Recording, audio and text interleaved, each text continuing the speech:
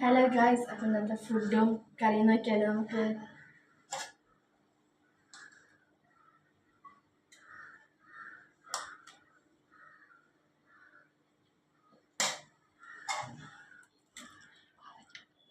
Guys, അപ്പം നമ്മൾ മീൻ എടുക്കാം കേട്ടോ.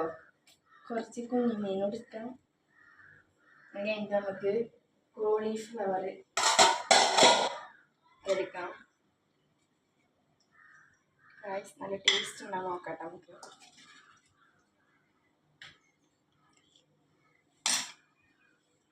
ഇനി നമുക്ക് വെള്ളരിക്കക്കറി ഗൈസ്. നല്ല ടേസ്റ്റില്ല ഗൈസ്. ഇനി നമുക്ക് പപ്പടം എടുത്താലോ. പപ്പടം ഉണ്ടെങ്കിൽ നമുക്ക് ചോറിന് നല്ല ടേസ്റ്റ് ഉണ്ട്. ഇന്നത്തെ ലഞ്ച് ഇതാണ് ഗൈസ്.